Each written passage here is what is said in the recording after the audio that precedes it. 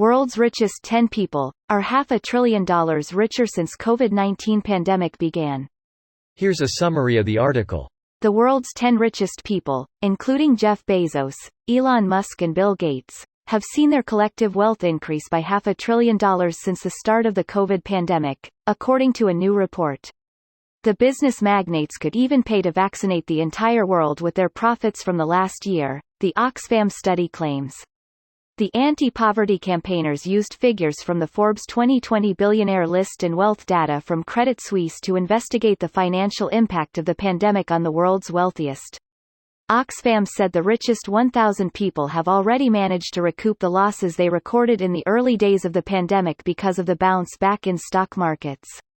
Oxfam claimed the wealthy 10 could pay for everyone on Earth to receive 2 doses of a COVID vaccine, at a cost of $141.2 billion, working out at $9 a dose. Rigged economies are funneling wealth to a rich elite who are riding out the pandemic in luxury, while those on the front line of the pandemic, shop assistants, healthcare workers, and market vendors, are struggling to pay the bills and put food on the table, said Gabriela Bucher, executive director of Oxfam International. Using data specially provided by the World Bank, Oxfam said that in a worst-case scenario global poverty levels would be higher in 2030 than they were before the pandemic struck, with 3.4 billion people still living on less than $5.50 a day. This post received a score of 21,000, with an upvote ratio of 93%. Here are the top comments in response to this article. I'd like to see this data compared to a normal year. I have no idea what normal growth is for these rich people. Well, Elon Musk was smart and put all of his net worth in Tesla, driving his own stocks up, and whenever the company stocks went up he gains millions, so that doesn't matter about COVID. His net worth is also like your boss writing you a 100 meters check you can cash in 10 years from now if the company is still around. He is paper rich. He can easily get loans and use his shares as collateral. He is much more than just paper rich. Then he'll be paper in debt too. If you want to make a bunch of people believe all of this is a hoax, this is how you do it. Small business owners close their doors, while giant corporations get bailed out and make record profits. Walmart, Amazon, Home Depot, etc., are all notorious for forcing small business out of business. Now they get the government to do it for them. The pandemic isn't a hoax, but damn, it's easy to make a case for why it would be. And at least half of the US believes it.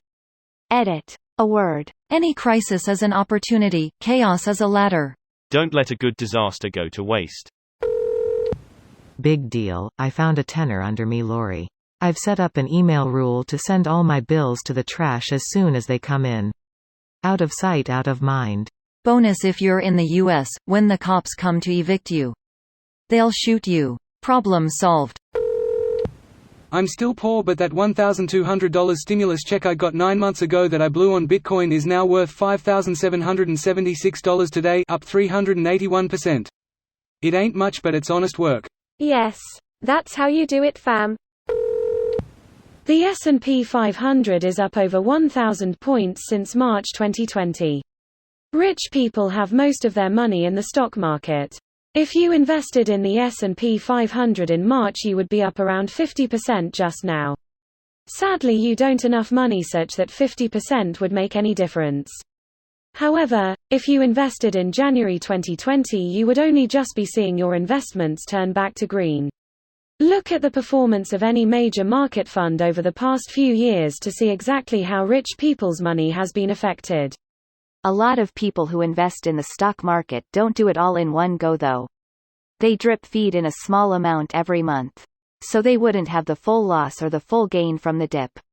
The S&P took the hit in March 2020, but by May it was already above where it was in May 2019. Anybody investing regularly will barely have felt the impact of COVID. Right, but the article is specifically choosing its dates, so 90% of what you're seeing is just the stock market recovering after the crash. Notice how the headline says, "Since the pandemic began," not "since this time last year."